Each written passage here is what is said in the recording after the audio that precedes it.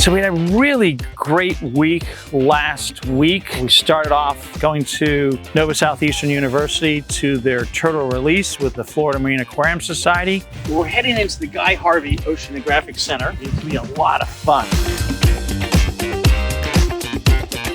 Welcome, Florida Marine Aquarium Society, here to NSU. We're going to go see some turtles today. Woo!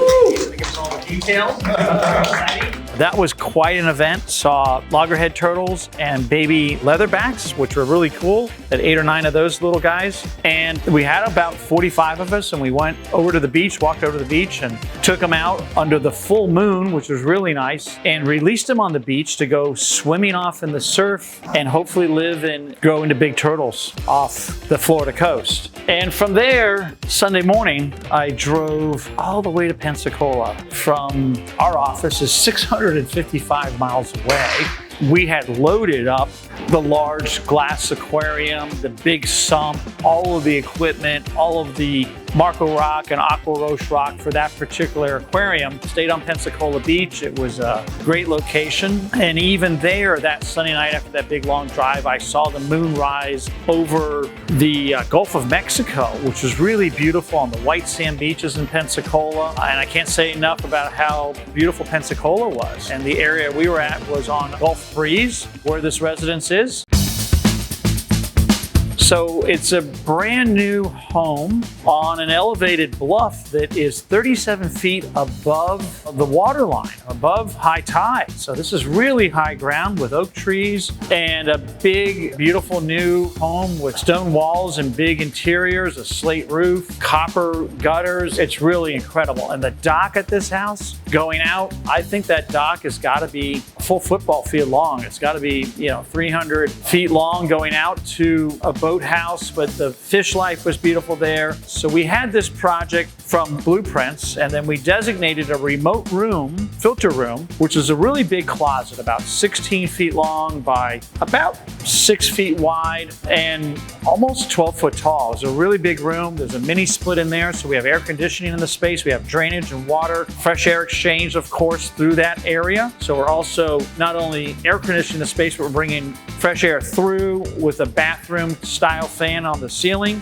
And that was really great. But the aquarium in of itself was about 150 feet away. So we had a PVC line set dug into the foundation from where the aquarium sits in the living room to the filtration room, which is on the other side of the house. So it was a really long pipe set. And with that in mind, of course, we purchased a larger pool pump style, like a spars pump with the stainless steel saltwater shaft seals. So that motor is really robust and gives us enough pressure to run that big distance, and put all of the filtration and everything in that room.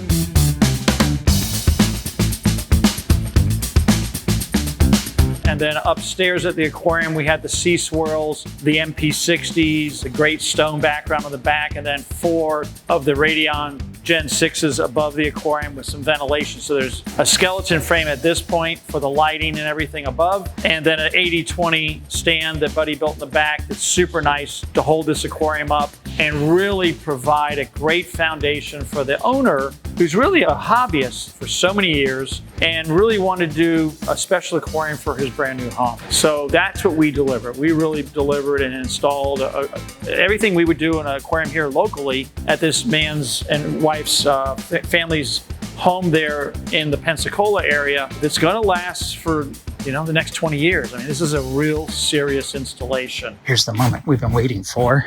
We're gonna turn the water on. Here we go. Whoa, we got water going into the fish bowl.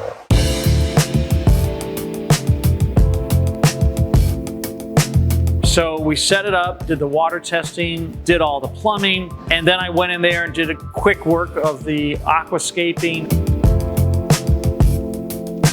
Again, I used the Marco Rock on the base pieces, created a nice plateau and some caves, and then used the Aqua Roche on top again. It's really direct, it's very intentional, and great open aquascaping there that really gives a platform for the reef to grow and the corals to thrive and grow on, like this stony coral aquarium, for years to come. So that foundation, I think, is really critical into creating a really significant long-term aquarium.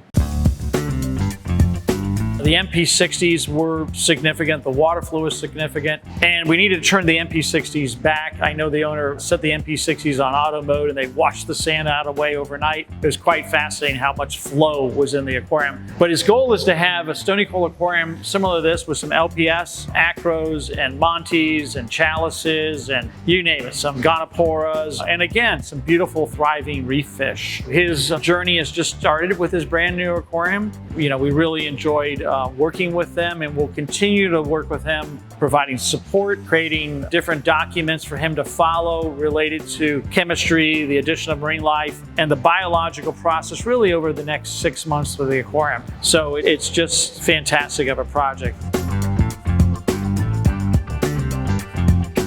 Remember to like, subscribe, and we'll see you next time.